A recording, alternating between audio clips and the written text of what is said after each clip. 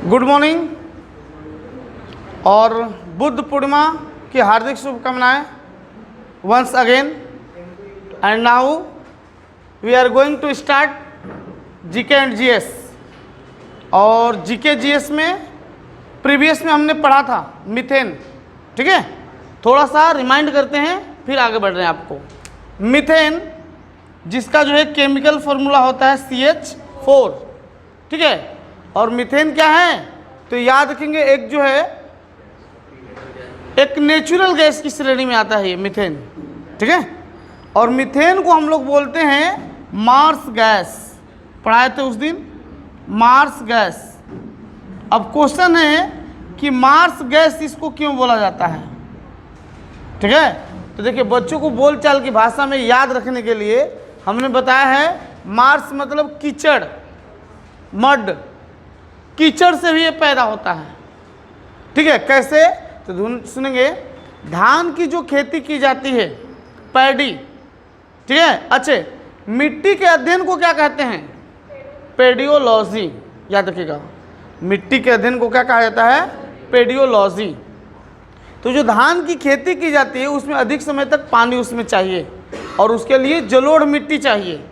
और उस जलोढ़ मिट्टी की खासियत बताए हुए हैं, उसमें जल धारण करने की क्षमता अधिक होती है। तो उसमें खर पतवार, ठीक है, मरे हुए कीड़े मकोड़े सब उसमें सड़ते गलते हैं और उसमें जो है गैस फॉर्म होती है। कौन सी गैस, यही है मीथेन गैस। इसीलिए कीचड़ से पैदा होती है, इसीलिए इसको बोलते हैं हम लोग क्या, मार्स गैस भी बोलते हैं।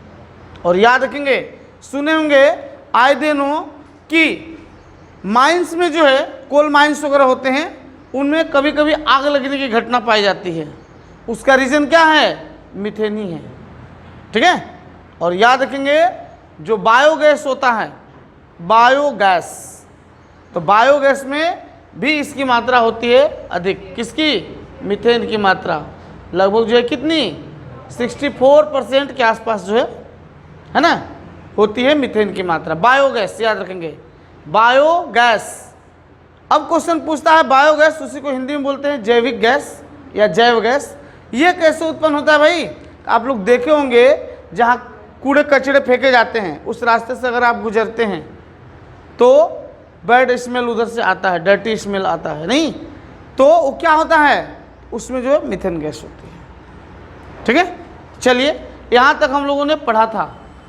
अब आते हैं नेक्स्ट, अगला क्वेश्चन है आपका, नेक्स्ट देखेंगे।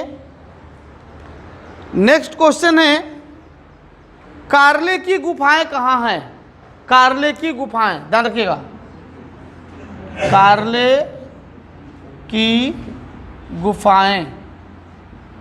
तो कार्ले की गुफाएं कहाँ हैं, तो जैसे हम लोग पढ़े हैं अजंता एलोरा की गुफा कहाँ है, महाराष्ट्र, औरंगाबाद, नहीं। और सुनिए, और हम लोग सुने हैं अजंता की गुफाएं के साथ साथ एलिफेंटा की गुफा, नहीं, कहाँ है, महाराष्ट्र, मुंबई के पास में है। अच्छा, औरंगाबाद का नाम चेंज हो गया, नहीं अभी हमको जानकारी नहीं है, आएगा वो सब पता चलेगा तो बताएंगे आपको, ठीक है। और चलिए औरंगाबाद का नाम चेंज का बता दिए, तो 3 औरंगाबाद, एक औरंगाबाद अपने महाराष्ट्र में जहाँ पे क्या भैया, वहाँ पे जो है बीबी का मकबरा है, किसकी बीबी, औरंगजेब की पत्नी, ठीक है, जिसको बोला जाता है क्या, रबिया दुरानी।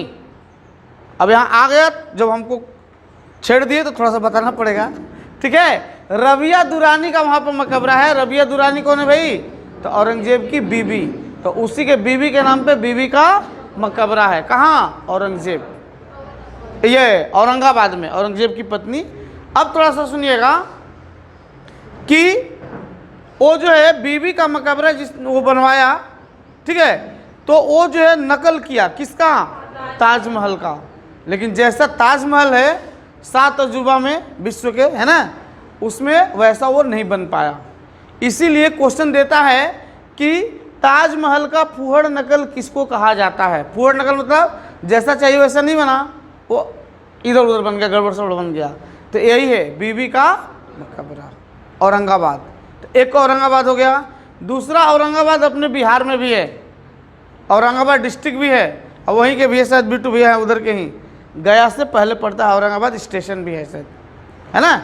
वहाँ पे एक बार आज से जो 10-15 साल पहले की घटना है, ये नीतीश कुमार रेल मंत्री थे उस समय, राजधानी एक्सप्रेस जो है वहाँ जो है दुर्घटनाग्रस्त हुई थी औरंगाबाद के पास। और एक औरंगाबाद है कहाँ, अपने जो है आंध्र प्रदेश में, ठीक है, तो ध्यान रखिएगा। तो अब कार्ले की गुफाएं, ये तो बता दिए कि महाराष्ट्र में हैं, लेकिन किस धर्म से संबंधित है, तो याद रखेंगे बौद्ध धर्म से संबंधित है। जैसे अजंता एलोरा की गुफा संबंधित है किससे, तो 3 धर्म से संबंधित है। कौन, बौद्ध, हिंदू और जैन, 3 धर्म से संबंधित है अजंता एलोरा की गुफाएं। तो याद रखेंगे ये कार्ले की गुफाएं कहाँ पे हैं, महाराष्ट्र में हैं, बौद्ध धर्म से संबंधित है। ओके, नेक्स्ट आगे देख लीजिए। कह रहा है कि कौन सा ऐसा सिस्टम है, पद्धति है, जो मानव विज्ञानियों द्वारा जो है मनुष्य के बारे में नई जानकारी हासिल करने के लिए मुख्यतः प्रयोग में लाई जाती है। कहने का मतलब साइंटिस्ट लोग जो है, मानव विज्ञानी जो है, वो कौन ऐसा सिस्टम है उसको यूज में लाते हैं लोगों के बारे में, मनुष्य के बारे में नई नई जानकारियाँ हासिल करने के लिए। तो भैया आजकल सुनिए, ये मार्केटिंग, नेटवर्क मार्केटिंग जो चल रहा है, तो उसमें क्या होता है, लोग जो है घर घर तक लोगों से जाते हैं। आजकल नेट का ज़माना है, तो नेट से एक दूसरे से जुड़ते हैं और लिंक बना के वो जो है मार्केटिंग को क्या करते हैं, प्रोग्रेस देते हैं, उनको जो है गति देते हैं, आगे बढ़ाने का काम करते हैं। तो वैसे ही जो है मानव विज्ञानियों के लिए जो है फील्ड वर्क जो है, आजकल देखिए ना, कोई भी बिजनेस है उसका फील्ड वर्क होना बहुत ज़रूरी है। जैसे मान लीजिए कोई कंपनी ने कोई ऐसा आइटम बनाया और वो केवल बना के अपने फैक्ट्री में रखे, अपने कंपनी में रखे, तो क्या उसका प्रचार प्रसार हो पाएगा, वो पूरी तरह से बिक पाएगी, नहीं। तो उसके लिए फील्ड वर्क करना पड़ता है, मतलब घर घर जाकर प्रचार करिए, टीवी पर ऐड दीजिए, उसका न्यूज़पेपर में ऐड दीजिए, लोगों को कन्विंस कीजिए कि भैया ये वाला कंपनी पहले का जो यूज़ कर रहे हैं उससे हमारे वाले में ये खासियत है, आप यूज़ करके एक बार देखो, आपको उसका फ़ायदा मिलेगा। तो लोगों को कन्विंस करना पड़ता है। तो उसी तरह से मानव विज्ञानियों के लिए मनुष्य के बारे में एक्स्ट्रा जानकारी के लिए, नई नई जानकारियाँ हासिल करने के लिए जो एक सिस्टम अपनाया जाता है, पद्धति अपनाई जाती है, उस पद्धति को हम लोग बोलते हैं क्या, फील्ड वर्क। क्या बोलते हैं, फील्ड वर्क। नेक्स्ट देखेंगे, अब आ जाइए, ये सभी लोग जानते हैं कंप्यूटर के लिए बिट, BIT, ये क्या होता है भाई, सुनेंगे, BIT, बिट, ठीक है। ये बिट जो होता है ये क्या चीज़ है भाई, तो सुनिए, कंप्यूटर 2 ही डिजिट को समझता है, ठीक है। कौन कौन डिजिट, 0 और 1, और इस 0 और 1 को हम लोग बोलते हैं क्या, बाइनरी डिजिट। हिंदी में इसको बोलते हैं द्विअंकन पद्धति या द्विआधारी पद्धति, ठीक है। इसके नाम है बाइनरी डिजिट। बाई मतलब क्या होता है, 2। तो 0 और 1 को कंप्यूटर जो है समझता है। तो अब ये मत कहिएगा कि सर उसमें जो है बाकी सभी तो हम लोग डिजिट डालते हैं, वो तो फटाफट पकड़ के जो आंसर देता है, वो कहने का मकसद नहीं है। ये जो है बाइनरी डिजिट को हम लोग कन्वर्ट करते हैं, डिफरेंट डिजिट में भी हम लोग कन्वर्ट कर सकते हैं, ठीक है। बताएंगे, जैसे मान लीजिए 1001, इसको जो है बाइनरी डिजिट से जो है हम लोग जो जनरल डिजिट यूज़ करते हैं उसमें कन्वर्ट करिए, इसका वैल्यू क्या आएगा, एक दिन बोलिएगा, इसको भी सिखा देंगे। या इसको मान लीजिए 25 है, इसको बाइनरी डिजिट में बदलेंगे तो क्या आएगा, ठीक है। तो कहिएगा, किसी दिन बता देंगे। ये जीके का क्लास है, नहीं तो इसमें भी बता देते, ठीक है, नहीं तो इसके बाद बोलिएगा, बता देंगे। अब सुनिए, तो कंप्यूटर जो है बाइनरी डिजिट को समझता है और हर चीज़ का कुछ न कुछ यूनिट होता है उसको मेजरमेंट करने के लिए। लेकिन दुनिया में कुछ ऐसे भी चीज़ हैं जिनके लिए यूनिट की ज़रूरत नहीं है। जैसे रिफ्रैक्टिव इंडेक्स पढ़े होंगे, पढ़े हैं फिजिक्स में, रिफ्रैक्टिव इंडेक्स, उसके लिए। या सेम जो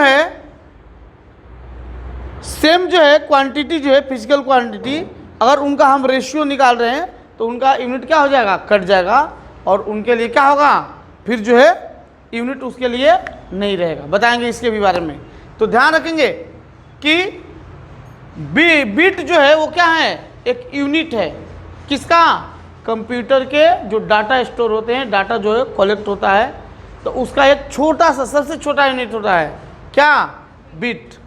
और बिट से बड़ा क्या होता है, बाइट, और बाइट से बड़ा किलोबाइट ना, किलोबाइट, फिर उसी तरह से मेगाबाइट, गीगाबाइट, ऐसा चलता है। बराबर है। तो अब आपको क्वेश्चन बोलेगा कि एक बाइट में कितने बिट्स होते हैं, नहीं, गलत बता रहे हैं, 8। 1 बाइट इक्वल टू कितना होता है, 8 बिट्स होता है। बराबर है। अब यही जो हो जाएगा 1 KB, kilo byte, equal to होता है 1024, ठीक है, बाइट की बिट्स। रुकिएगा, रुकिए, घबराइए मत। बाइट, अच्छे बाइट्स, तो इसको याद रखिएगा, ये अक्सर एग्जाम में पूछता है। ठीक है, एक बार इसको देख लीजिएगा। 1 kilo byte equal to 1024 byte है। यस, चलिए अब देखेंगे नेक्स्ट। अगला है त्रिपिटक का नाम सुने होंगे। त्रिपिटक क्या है, जैसे हमारे हिंदू समाज में जो है सबसे पवित्र ग्रंथ माना जाता है किसको, गीता, नहीं, रामायण, महाभारत मान लीजिए, वेद, पुराण, ये सब क्या हैं, पवित्र ग्रंथ हैं। उसी तरह से बौद्ध धर्म में भी है त्रिपिटक, सूत पिटक, विनय पिटक, सुने हैं कि नहीं नाम। तो उसमें त्रिपिटक किससे संबंधित है, बौद्ध धर्म से। बाइबिल का संबंध किससे है, क्रिश्चियन ईसाई धर्म से संबंधित है। उसी तरह से इस्लाम जगत से संबंधित है, क्या चीज़, कुरान। देखे होंगे सिनेमा अगर हमें, चाहे कोई हकीकत में गए होंगे कोर्ट में, तो इसे हाथ रख के जो है गीता पे, मैं गीता का शपथ लेकर बोलता हूँ कि जो भी बोलूँगा वो सच बोलूँगा और सच के सिवा कुछ भी नहीं बोलूँगा। लेकिन वहाँ पे सब झूठ बोलता है। ठीक है, हाँ, वहाँ पैसे का मामला रहता है, जो पैसा दिया उसके लिए वैसा बदल के बोलेगा वो। ठीक है, पहले वाला अब ज़माना नहीं रहा, आज सब दुनिया खेल किसका है, पैसे का। तो ध्यान रखिएगा कि त्रिपिटक का संबंध किससे है, तो बौद्ध धर्म से संबंधित है। भगवान बुद्ध जो है, जिसके क्या बोलेंगे, संस्थापक है, बौद्ध धर्म का प्रचारक प्रसारक, शुरू में उन्होंने शुरुआत किया। किसने, भगवान बुद्ध, जिनका कल क्या था भैया, पूर्णिमा हम लोग आते हैं। मतलब क्यों मनाते हैं बुद्ध पूर्णिमा, एक तो बुद्ध जयंती अलग चीज़ है, हाँ, वो पूर्णिमा, और पूर्णिमा को याद रखिएगा, वो कल की जो तिथि बीती है उसका हिंदू धर्म में भी और ये बौद्ध धर्म के लिए भी बहुत जो है महत्व है, विशेष महत्व है उस दिन का।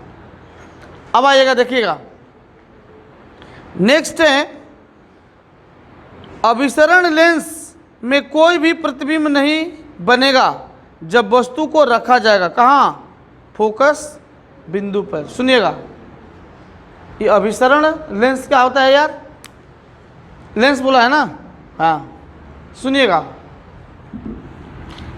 ये भी बहुत अभी चल रहा है, 10th क्लास को पढ़ा रहे हैं कि किस ऑब्जेक्ट को कहाँ रखेंगे तो उसका इमेज कैसा बनेगा। ठीक है, तो यहाँ बात आ गई है लेंस की, तो ज़्यादा तो नहीं लेकिन कुछ कुछ मेन चीज़ आपको बता देते हैं। ये होता है लेंस, ये कौन सा लेंस है, कन्वेक्स, हिंदी में बोलते हैं उत्तल। ठीक है, कन्वेक्स, इंग्लिश भी लिख देते हैं कन्वेक्स। ठीक है, एक होता है ऐसा वाला, इसको क्या बोलते हैं, अवतल या कनकेव, अवतल या क्या बोलते हैं, कनकेव लेंस बोलते हैं। ठीक है, अब ये देखिएगा इसकी खासियत है। अच्छे, कोई अगर पूछ दे कि लेंस जो होते हैं स्फेरिकल, ये जो है गोली हैं, तो इनमें कितने फोकस होते हैं और कितने सेंटर ऑफ कर्वेचर होते हैं, तो ध्यान रखना इसमें 2 होता है, इसमें भी 2 होगा। क्यों होगा, एक गोला तो मान लीजिए ऐसा होगा, इसको काट के ये वाला पोर्शन बनाया गया, और एक गोला क्या है ऐसा वाला है, इसको काट के, ये मैंने 2 गोले थे उनका इतना पोर्शन को हटा दिया गया, इधर से ये हटा दिया गया, ये बन गया क्या, उत्तल लेंस। ठीक है, इसके बीच में सेंटर में होता है ऑप्टिकल, ठीक है, इसको जो है ऑप्टिकल सेंटर बोलते हैं। क्या बोलते हैं, ऑप्टिकल सेंटर। तो उतना आपको नहीं जानना है कॉम्पिटिटिव के लिए, मेन ये लेकिन याद रखिएगा कि उत्तल लेंस में या अवतल लेंस में कितने फोकस होते हैं, तो 2 बोलना है। कैसे, एक इसका फोकस आएगा, इस वाले का लेंस का मान लीजिए ऐसे ड्रॉ किए हैं, एक फोकस यहाँ, एक सेंटर, इसका सेंटर भी होगा C, सेंटर ऑफ कर्वेचर। अब इसका होगा इधर F और इसका जो है सेंटर होगा इधर, तो C1 F1, इधर F2, इधर C2 कर दीजिए। तो 2 फोकस भी होता है और 2 होता है क्या, सेंटर ऑफ कर्वेचर भी होता है।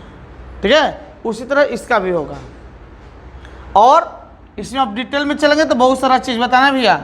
उत्तल लेंस को हम लोग अभिसारी लेंस भी बोलते हैं।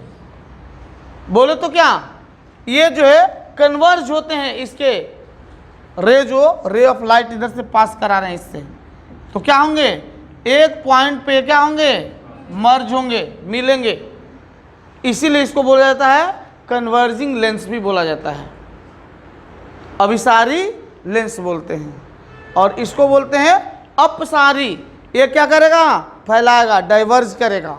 मीन्स यहाँ से ऐसे रे ऑफ लाइट आएगी इस पे पैरेलल, है ना, तो ये क्या हो जाएगी, ऐसे फैल जाएगी, ऐसे फैल जाएगी। तो ये होता है अवतल, ये होता है उत्तल। तो अभिसरण बोला है, तो अभिसरण बोले तो क्या हो गया, ये वाला। ठीक है, मतलब क्या, उत्तल लेंस। उत्तल लेंस में कह रहा है कि फोकस पर जो है, अगर कौन सा फोकस, इस फोकस पर रखा जाए, 2 फोकस बताए थे ना, तो ऑब्जेक्ट को आप पढ़ेंगे, इसको लगे तो कभी बोलिएगा, पढ़ा भी देंगे इसको फिर से, पूरा मिरर में कैसे इमेज बनता है, लेंस में कैसे बनता है बता देंगे। तो इमेज बनाने का जो है, जो डायग्राम जो या न्यू कार्टेशियन जो है रूल पढ़ते हैं हम लोग, तो उसमें हम लोग क्या पढ़ते हैं कि ऑब्जेक्ट को कभी रखना है वो लेफ्ट साइड में रखना है, राइट साइड में रखना, किधर रखना है, लेफ्ट में, तब उसका इमेज बनेगा। तो इधर कह रहा है कि ये कन्वर्जिंग वाले पे, उत्तल लेंस में जो है फोकस पे अगर रखते हैं ऑब्जेक्ट को, तो उसका इमेज जो है नहीं बनेगा, कोई इमेज नहीं बनेगा। देखिए 1 मिनट रुकेगा, सॉरी, हाँ, मतलब कहाँ पे वस्तु को रखेंगे कि कोई इमेज नहीं बनेगा, सही है, तो कहाँ, फोकस पे रखना पड़ेगा। उसका रीजन क्या है, तो पूरा डिटेल आपको जानना पड़ेगा, बैक में आना पड़ेगा, तब आप वहाँ समझ पाएंगे। तो केवल यही याद रखिए कि जो अभिसरण लेंस से बोले तो अभिसारी लेंस, उत्तल लेंस जो है, ठीक है, उसमें जो है अगर फोकस पे ऑब्जेक्ट को रखा जाएगा तो उसका इमेज नहीं बनेगा। ठीक है, चलिए आगे देखते हैं। नेक्स्ट है, चंद्रमा की सतह पर चलने वाला प्रथम मानव चालित वाहन कौन सा था, तो दिया है लूनार रोवर। सुनिएगा, चंद्रमा, चांद पे जाने वाला पहला यान कौन था भाई, मानव पे पहले जो है यान कौन सा गया था, लूना 11 बराबर है, या 2 भी बोलते उसको, हाँ, एक बार देख लीजिएगा। ठीक है, तो यहाँ पे बोल रहा है कि चांद पर जो है मानव चालित, मतलब उसमें मनुष्य भी बैठा था। ठीक है, तो मानव चालित जो है वहाँ पे चांद पे जाने वाला एयरक्राफ्ट यान जो है कौन सा था, तो यहाँ पर दिया है क्या, लूनार। ठीक है, हाँ बराबर है, लूनार रोवर, लूनार रोवर। सुनिएगा, मेन याद रखिएगा, रोवर। लूनर पढ़े हैं ना, लूनर, लूनर मतलब क्या होता है, चांद। जैसे लूनर एक्लिप्स पढ़े हैं, चंद्र ग्रहण, तो उसी तरह लूनार वर्ड तो आएगा ही आएगा चांद से रिलेटेड। रोवर याद रखिएगा, लूनार रोवर, मानव चलित, पंखा चालू करते हैं यार, गर्मी हो रहा है। ठीक है, मानव चलित जो है यान, मतलब उसमें मानव भी थे, वो पहुंचा था चांद पे, उसका नाम क्या था भाई, लूनार रोवर। अब थोड़ा सा इसको अब डिटेल में बताते हैं। क्वेश्चन है कि चांद पर जो है दिन का टेम्परेचर कितना होता है, तो याद रखिएगा 100 डिग्री से ज़्यादा, और रात का टेम्परेचर माइनस में चला जाता है। इतना डिफरेंसेस होता है दिन और रात के टेम्परेचर में। मतलब चांद पे अगर जाइएगा, इच्छा हुआ चाय बनाने के लिए, तो आपको ज़रूरत नहीं कि वहाँ पे सीढ़ी जलाएं, चूल्हा जलाएं, स्टोव जलाएं, वो ऐसे ही जो है बॉयल हो जाएगा पानी, नहीं ऐसा। तो अब सुनिएगा कि चांद पर जो है एक जो है पहाड़ है, पहाड़ी, उसका नाम क्या है, सी ऑफ ट्रैंक्विलिटी। क्वेश्चन पूछता है सी ऑफ ट्रैंक्विलिटी क्या है, तो याद रखेंगे चांद पर जो है एक पर्वत है, पहाड़ है, जिसका नाम है क्या, सी ऑफ ट्रैंक्विलिटी। ठीक है। अब क्वेश्चन है कि पृथ्वी पर से चांद का कितना पोर्शन हमको दिखाई देता है, तो लगभग जो है याद रखेगा 59% भाग हमको क्या होता है, चांद का दिखाई देता है। अब कहिएगा सर पूरा क्यों नहीं दिखाई देता है, तब श्रीवास्तव सर आपके सामने खड़े हैं, तो आप देखो तो श्रीवास्तव सर आपको पूरे दिखाई दे रहे हैं, नहीं, ये आधा वाला यहाँ तक पोर्शन दिख रहा है आपको, ये पीछे वाला हमारा दिखाई दे रहा है कि पीठ से पसीना चुरा रहा है। तो उसी तरह से है चांद का कौन सा पोर्शन जो हमारे सामने है सरफेस, वही दिखाई देगा। थोड़ा बाएं थोड़ा दाएं बढ़ जाता है, तो वही कितना हो गया, 59%। याद रहेगा। अब एक क्वेश्चन है कि चांद और पृथ्वी के बीच का जो गैपिंग है, उसका भी एक नाम दिया हुआ है।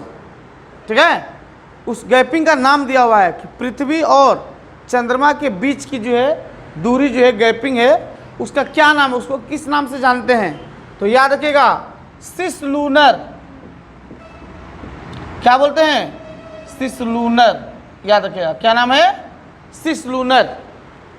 अब ध्यान रखिएगा चंद्रमा की बात आई तो और देखिएगा कि चांद पे वायुमंडल नहीं पाया जाता है। क्यों नहीं पाया जाता है, इसलिए वहाँ पे इसके वेलोसिटी क्या है, बहुत कम है।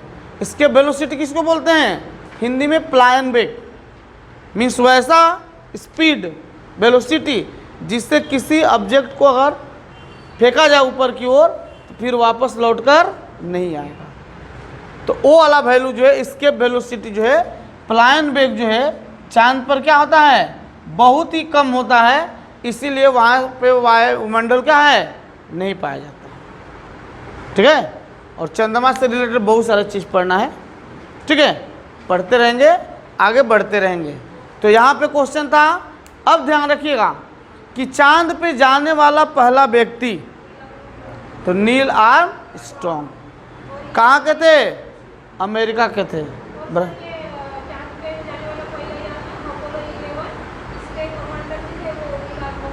हाँ बोलिए। हाँ तो वो तो हम बोल रहे हैं, ये मानव सहित है, वो मानव रहित। अब सुनिएगा कितने बच्चे जो है कंफ्यूज हो जाते हैं, मानव रहित, मानव रहित का मतलब उसमें नहीं है, वो मानव रहित यान मतलब उसमें मनुष्य नहीं संचालित कर रहा, खुद से चल रहा है, ऑटोमेटिक है वो, ऐसा। रहित मतलब नहीं है उसमें, ऐसा। अब सुनिएगा चांद पर जाने वाला पहला व्यक्ति कौन थे भाई, नील आर्मस्ट्रॉन्ग। और वो कब गए थे, 1969। और इनके साथ साथ ही अकेले नहीं गए थे, इनको डर लग रहा था। और डर ही नहीं लग रहा था मतलब इनको एक सपोर्टिंग हैंड चाहिए ना भाई। इनका एक दोस्त थे, उनका नाम क्या था, एडविन एल्ड्रिन। तो आजकल एग्जाम में नील आर्मस्ट्रॉन्ग को नहीं पूछता है, पूछता है कि चांद पे कदम रखने वाला दूसरा व्यक्ति या दूसरा व्यक्ति जो चांद पे गया वो कौन सा था भाई, एडविन एल्ड्रिन। दोनों साथ ही में गए थे, लेकिन पहले यान से जो है क्राफ्ट से उतरने वाला व्यक्ति कौन था भाई, तो नील आर्मस्ट्रॉन्ग। तो नाम आ गया किसका, नील आर्मस्ट्रॉन्ग जो है पहला व्यक्ति हो गए। और साथ ही में थे कौन, एडविन एल्ड्रिन। वो भी उतरे लेकिन सेकेंड स्टेप रखे वहाँ पे, इसलिए उनका दूसरा नाम आ गया। अगर गलती से वही पहले उतरे रहते तो उनका नाम पहले रहता। ठीक है, तो याद रखेंगे दोनों साथ में गए थे। कौन कौन, तो नील आर्मस्ट्रॉन्ग और एडविन एल्ड्रिन। ठीक है, याद रखेंगे। अब चलिए आगे बढ़ते हैं और ये किस यान से गए थे, नील आर्मस्ट्रांग और एडविन एल्ड्रिन? तो याद रखेंगे अपोलो। ऐसा लिखा रहता है तो हम कभी कभी 11 भी पढ़ देते हैं, कभी कभी 2 भी पढ़ देते हैं, तो ध्यान रखिएगा। कोई 11 ही मान लीजिए, अपोलो 11 हम लोग पढ़ते थे, याद रखे थे अपोलो 2। चलिए अपोलो 11, ठीक है। तो इतना चांद के बारे में जानिए, फिर जानेंगे और कुछ एक्स्ट्रा। चलिए नेक्स्ट, अगला क्वेश्चन देखिए क्या है आपका। नेक्स्ट है क्वेश्चन, हाँ, उत्तर कोरिया की स्थापना किसके नेतृत्व में की गई थी? उत्तर कोरिया, रुकना भैया, एक साउथ कोरिया है, एक उत्तर कोरिया है। आई किम जोंग कहाँ के थे? उत्तर कोरिया, वही नॉर्थ कोरिया के थे, जिनको अभी जो है सन की पागल बादशाह कहा जाता था अभी तत्काल में। वो जो सबकी हवा उड़ा दिया था, अमेरिका रूस जो भी हैं सबकी हवा गायब हो गई थी कि कभी भी अभी उसी तरह सन की है।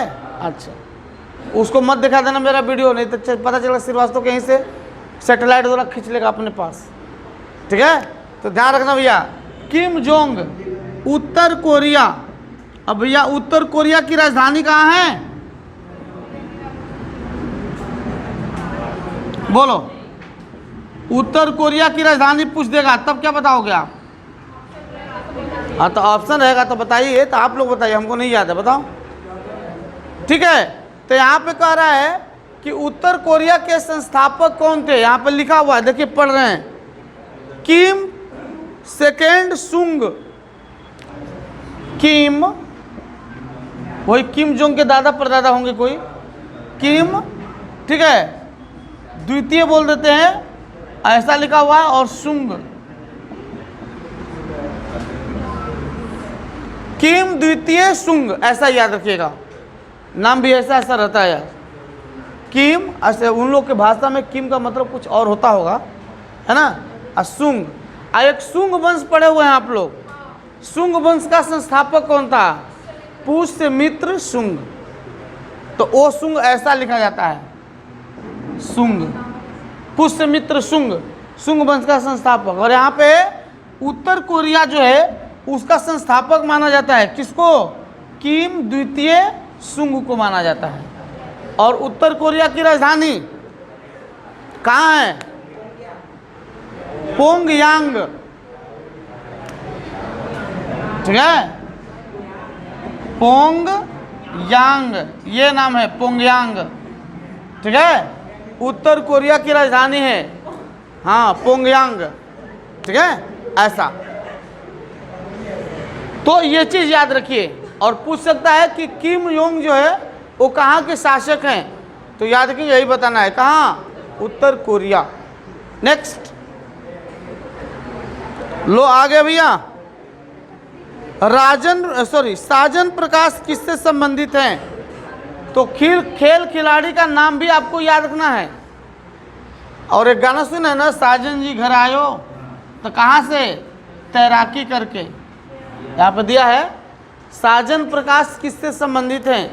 तो साजन प्रकाश जो है, साजन प्रकाश, और भैया ध्यान रखना हम भी कोई तिस्मार खान नहीं है, हमको भी ये पता नहीं था, ठीक है।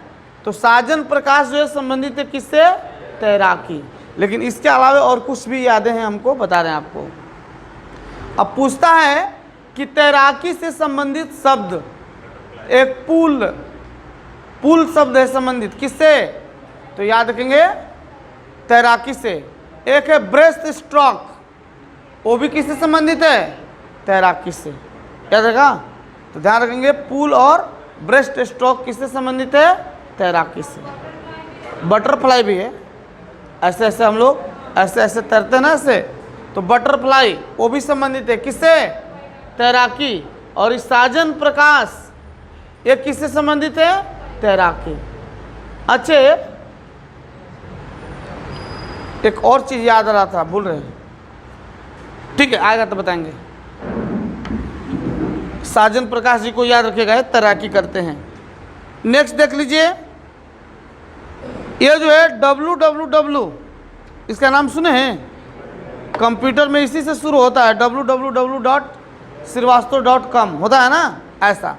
तो ध्यान रखिएगा, ये www का मतलब क्या है? वो वर्ल्ड वाइड वेब, और यहीं से नेट की शुरुआत होती है, पता है ना, इंटरनेट की शुरुआत यहीं से है।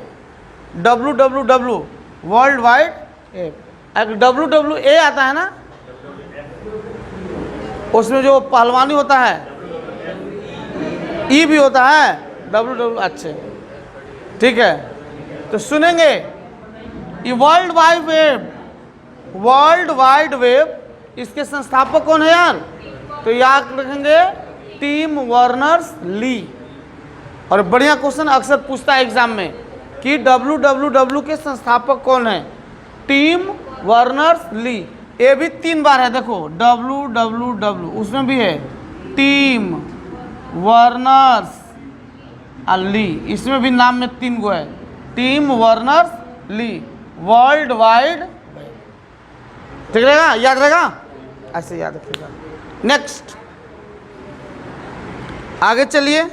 लो आ गया डायनामाइट, और लो भैया डायनामाइट आ गया, तो पुराने लोगों को तो पूरी तरह से बताए हुए हैं।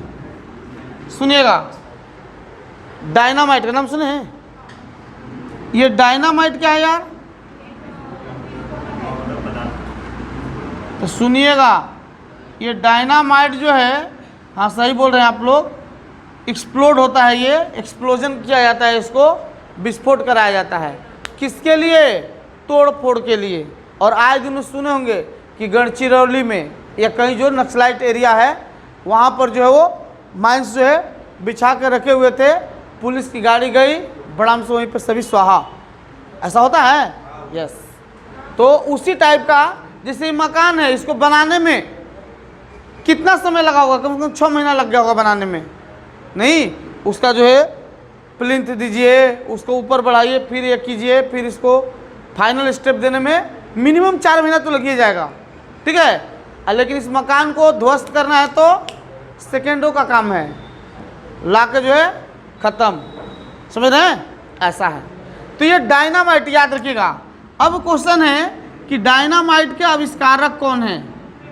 अल्फ्रेड नोबेल, याद रखिएगा। और अल्फ्रेड नोबेल कहाँ के थे? स्वीडन। अल्फ्रेड नोबेल कहाँ के थे? स्वीडन। अब सुनिएगा, अब इन्होंने जो है आविष्कार कर दिया, किसका? डायनामाइट का। अब नेक्स्ट क्वेश्चन पूछता है कि डायनामाइट में किस केमिकल का प्रयोग किया जाता है? तो याद रखेंगे, उस केमिकल का नाम है नाइट्रो, ठीक है, ग्लिसरीन। और भैया याद रखना, इतना एकदम रिवीजन आपको करा रहे हैं, यूट्यूब में बहुत सारा निकाल के देखना, आप लोग ये देखना यूट्यूब भी और हमारा भी देखना, दोनों में फ़र्क करना। भले हम थोड़ा सा आराम से चलते हैं, लेकिन एक एक चीज़ आपको बताते चलते हैं। दोबारा आपको किताब पढ़ने की कोई ज़रूरत नहीं है, इस माइंड वाले जो है पेज पे लिखा जाएगा आपका, ठीक है। इसलिए बढ़िया से पढ़ो, लगे तो एक बार फिर से वीडियो को देख लो, ओके हो जाओगे, ठीक है। चलिए, तो नाइट्रोग्लिसरीन का यूज़ किया जाता है किसमें? डायनामाइट में। ये तो बात यहाँ तक हो गई। और इसका प्रयोग किया जाता है डायनामाइट का किसमें? तोड़ फोड़ में किया जाता है। अब अल्फ्रेड नोबेल घटना बना रहे हैं समझने के लिए केवल, बस बाकी हकीकत क्या है वो आप समझना।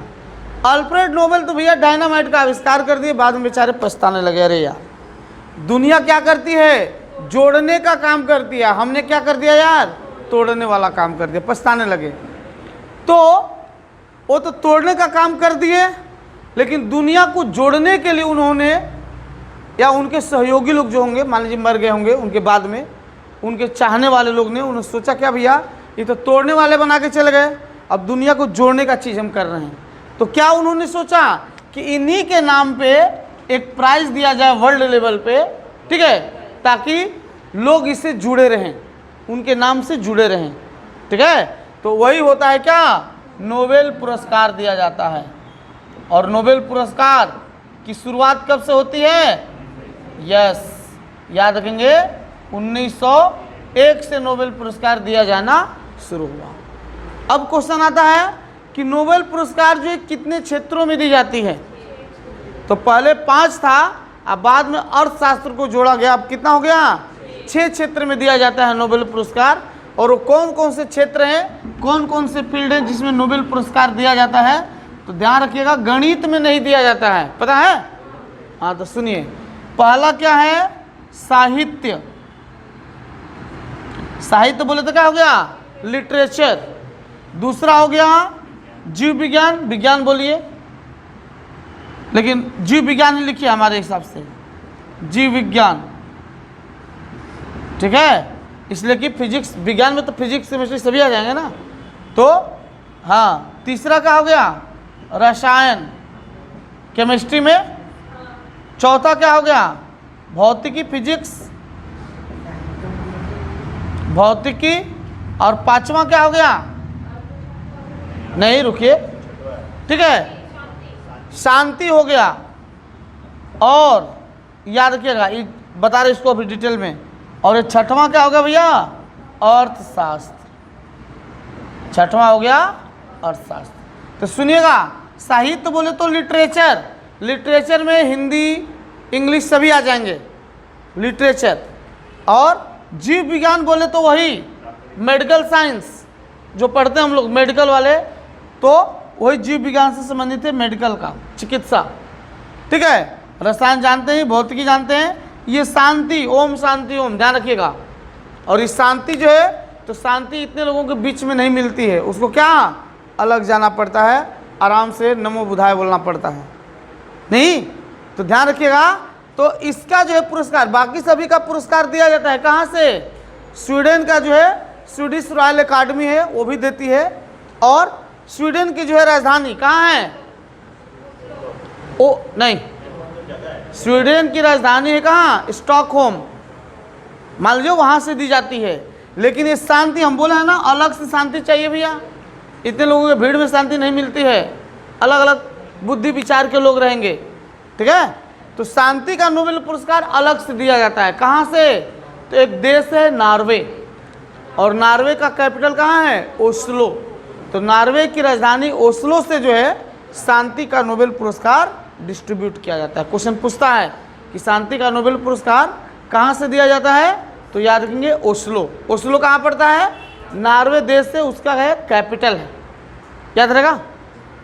अब अर्थशास्त्र का नोबेल पुरस्कार जो है ये लगभग जो है दिया जा रहा है, कब से?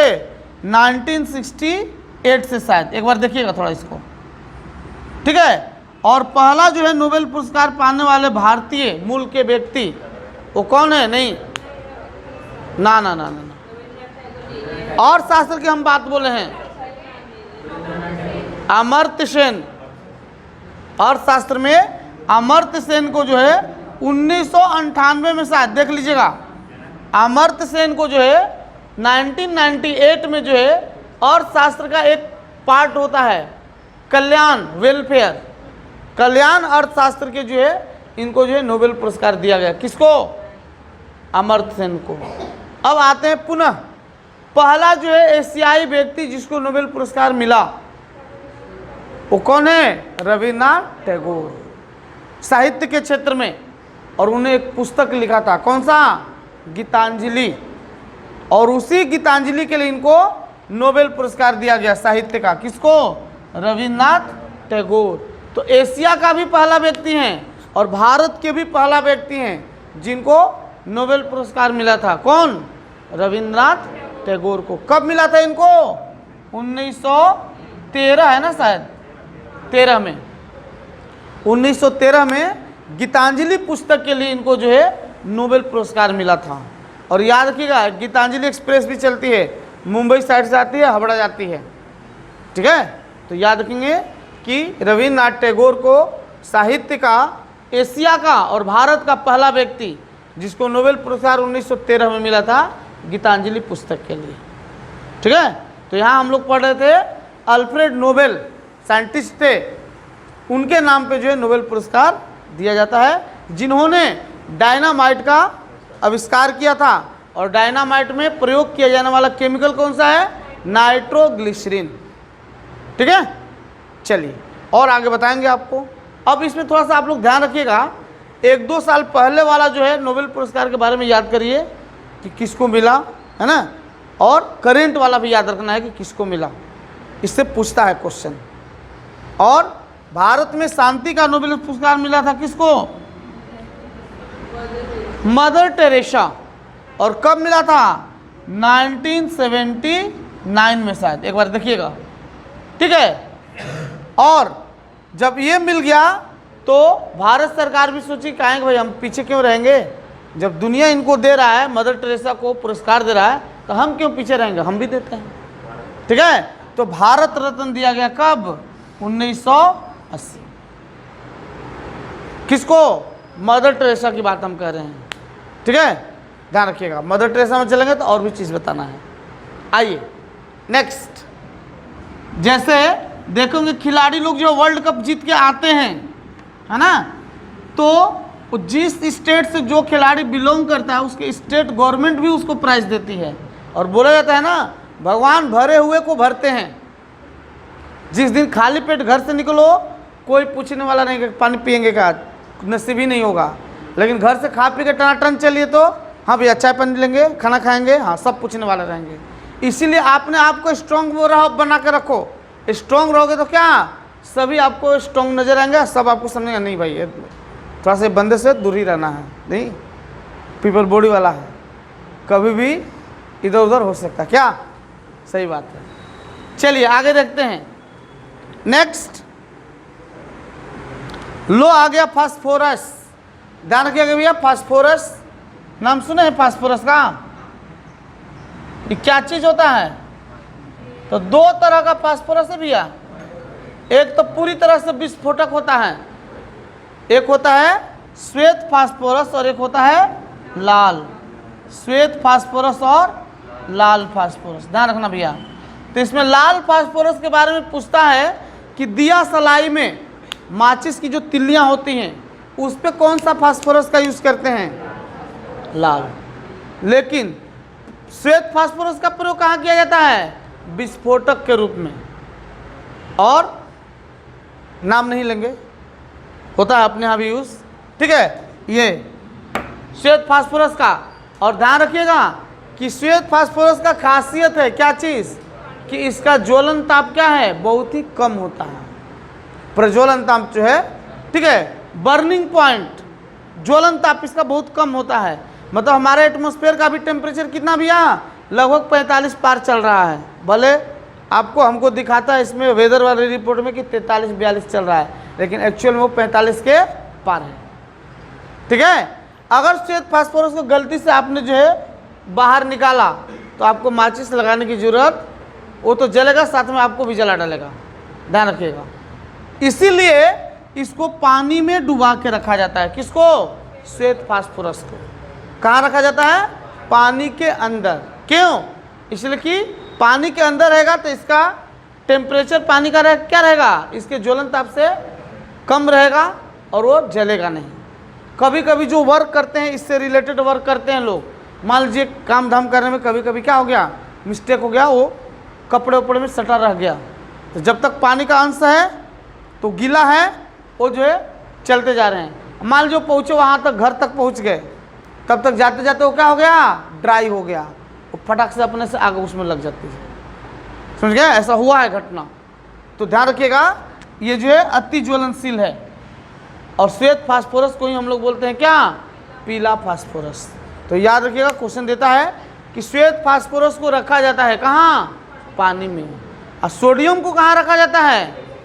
केरोसिन ऑयल, रॉकेल ऑयल जिसको बोलते हैं हम लोग, बराबर है, याद रखना भैया। चलो आगे बढ़ते हैं, एक दो क्वेश्चन और कर लेते हैं फटाफट।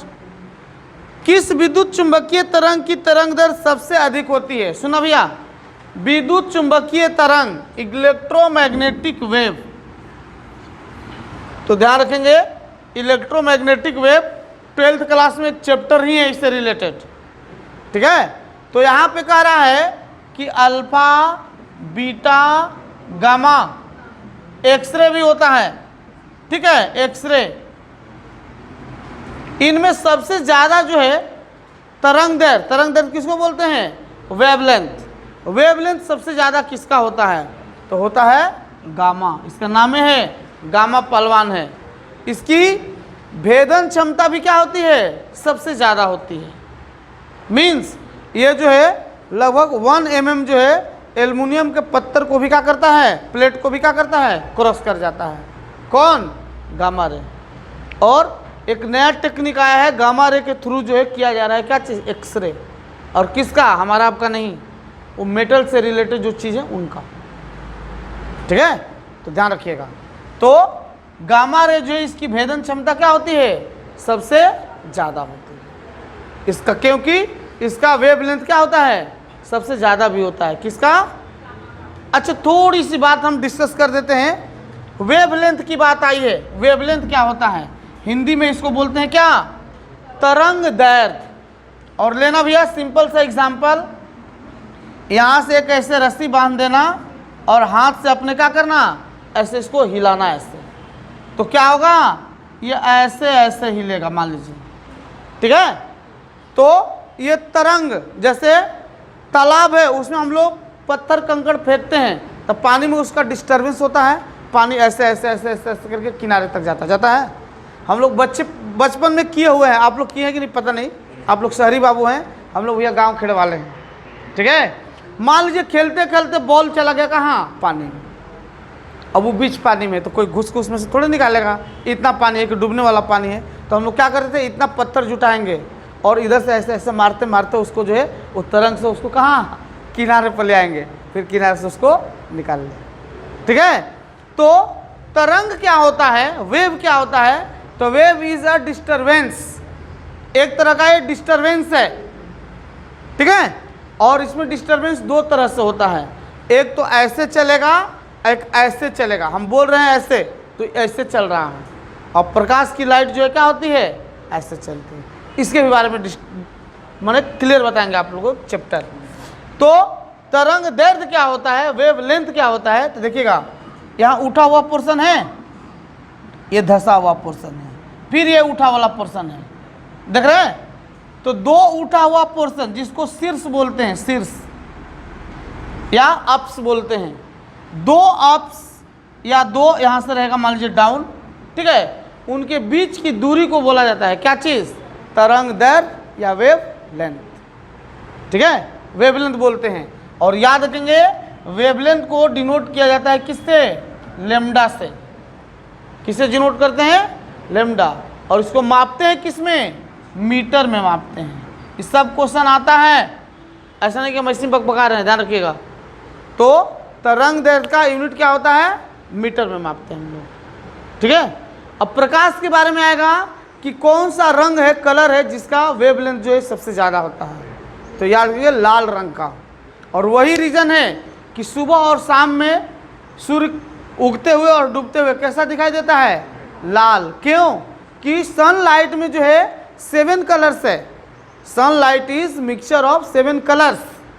और 7 कलर में जो है सबसे अधिक वेवलेंथ किसका है, रेड का है। तो रेड जो है उसमें तिरछी हमारे आंखों पर पड़ता है सनलाइट, तो अधिक दूरी तय कर लेता है, इसीलिए हमको रेड कलर दिखाई देता है। अभी देखिए तो सूर्य भगवान रेड दिख रहे हैं, अब गोल्डन चमक रहे हैं, गोल्डन जैसा नहीं हो। और सुबह सुबह कैसे दिखते हैं, वो जो है थाली रहता है ना, कौन सा, कांसा वाला, पीतल वाला, वैसा गोला दिखेंगे और लाल कलर के दिखेंगे। ठीक है, तो ध्यान रखेंगे कि सूर्य का सूर्योदय और सूर्यास्त के समय आसमान कहिए चाहे सूर्य जो है लाल दिखने का कारण क्या है कि लाल कलर का तरंग दैर्घ्य क्या होता है, वेवलेंथ जो है सबसे ज़्यादा होता है, और उसमें तिरछी नज़र, तिरछा जो है पड़ता है हमारे आंखों पे, अधिक दूरी तय करता है, इसीलिए लाल दिखाई पड़ता है। क्लियर। और सबसे कम तरंग दैर्घ्य किसका होता है, बैगनी, इंग्लिश में उसको बोलते हैं वायलेट। याद रहेगा।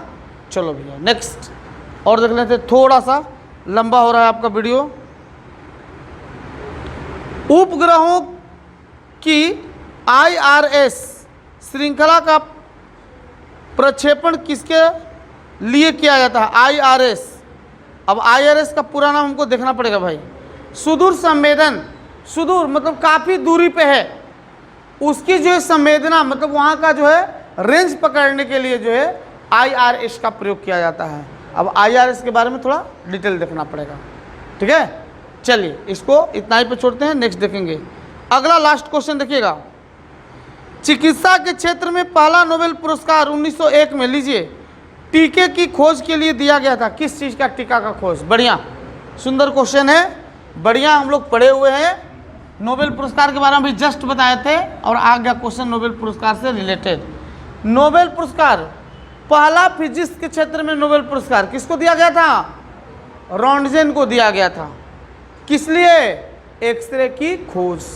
एक्सरे का खोज किसने किया था? रॉन्टजेन ने। अब यहाँ पे चिकित्सा के क्षेत्र में पहला नोबेल पुरस्कार 1901 में, ठीक है, किस चीज़ की खोज के लिए दिया गया था? तो याद रखेंगे, डिप्थीरिया का नाम सुने हैं? डिप्थीरिया। और डिप्थीरिया क्या भी आप पूछता है क्वेश्चन कि डिप्थीरिया से हमारा कौन सा अंग प्रभावित होता है? तो याद रखिए, गला। डिप्थीरिया से कौन सा अंग प्रभावित होता है? गला। याद रहेगा क्या? तो ध्यान रखिएगा, 1901 में चिकित्सा के क्षेत्र में पहला नोबेल पुरस्कार दिया गया किसको? तो किसको हम नहीं बता रहे हैं, वो आपका होमवर्क है, किसको याद रखिएगा, पढ़ लीजिएगा। लेकिन किस चीज़ के खोज के लिए दिया गया? डिप्थीरिया की खोज के लिए दिया गया था। और डिप्थीरिया से प्रभावित होने वाला अंग गला, ठीक है। चलिए, इसी तरह से हम लोग आगे बढ़ते रहेंगे और आप इसी तरह से सुनते रहिए, रिवीजन करते रहिए, देखते रहिए, पढ़ते रहिए, ठीक है। और आपका दिन शुभ हो। जय हिंद।